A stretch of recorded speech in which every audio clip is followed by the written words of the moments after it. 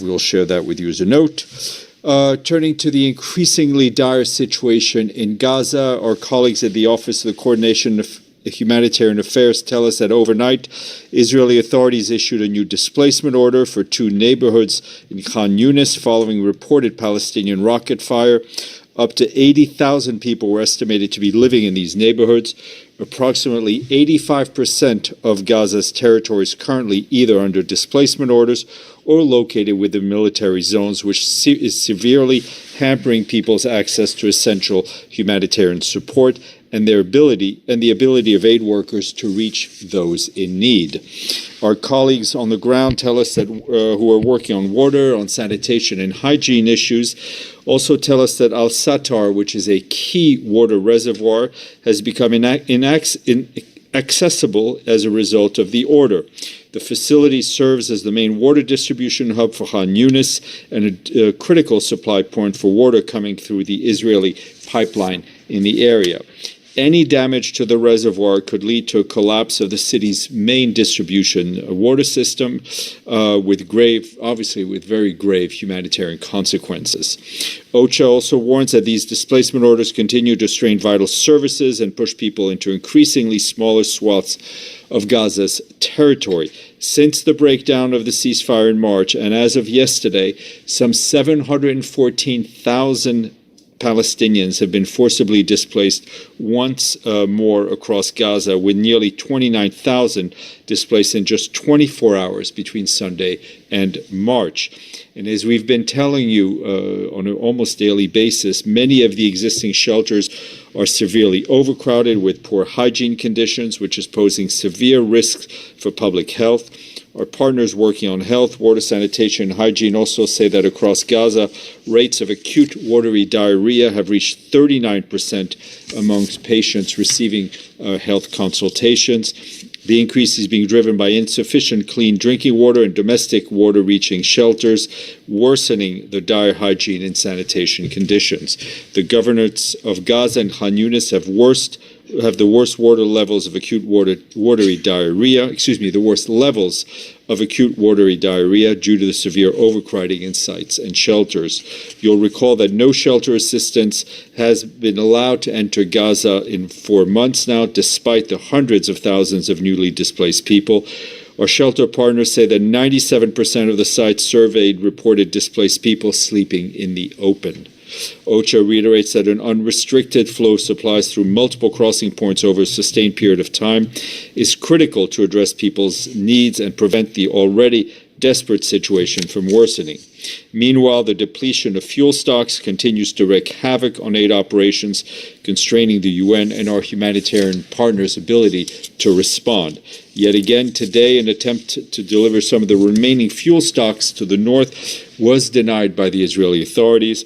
The denial follows a successful delivery yesterday of diesel from the World Health Organization's remaining stock to Al-Shifa Hospital in Gaza City to prevent further shutdown of critical services. WHO says the facility is overwhelmed and severely under-resourced. Its beds are full. Its patients are once again being treated on the floor of the hospital. Our partners stress that unless fuel stocks are replenished immediately, Gaza could face a complete communications blackout, severely hindering humanitarian access and coordination and preventing affected communities from receiving critical information. Critical water, sanitation, hygiene, healthcare facilities have already begun shutting down in some areas, including hospital equipment and services, water trucking, water and sewage pumps. If the fuel crisis isn't addressed soon, humanitarian responders could be left without the systems and the tools that are necessary to operate safely, to manage logistics and distribute humanitarian assistance. This would obviously endanger aid workers and escalate an already dire humanitarian situation. Meanwhile, Hans Grunberg was in Aden today. As you know, he's the special envoy for Yemen. There he met with Yemeni officials, including the Prime Minister, Salam bin Buraik. The discussions focused on the latest developments in Yemen and the urgent need to advance a Yemeni-led and Yemeni-owned political path supported by the region. He also raised the issue of our colleagues and NGO staff who remained arbitrarily detained by Ansar Allah and reaffirmed our commitment to securing their release through continued diplomatic engagement. displacement. While there, he also engaged with discussions with members of civil society and women leaders of political parties and various other components.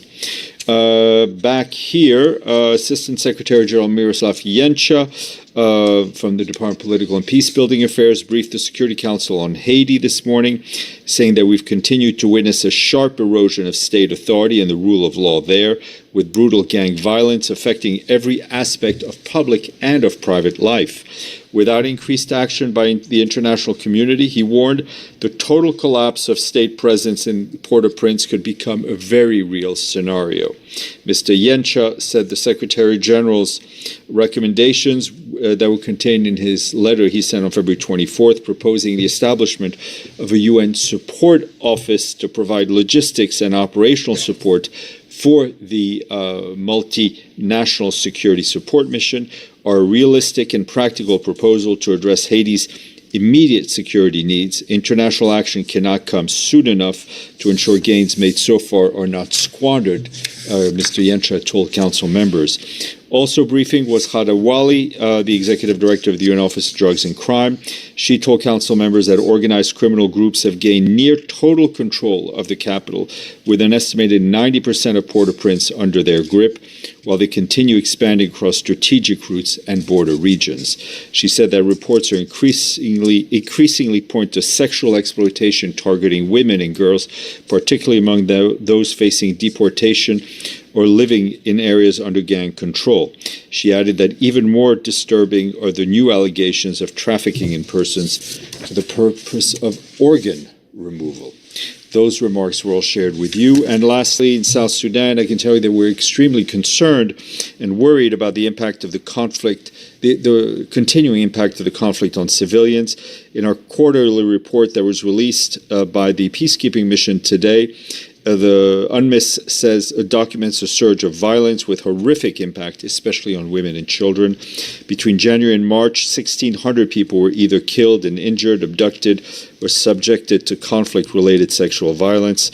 This is the highest number in any 3-month period since the year 2020. The mission is calling for concerted and collective action to end repeated conflict cycles and urge the government to prioritize protections of civilians. Amélie.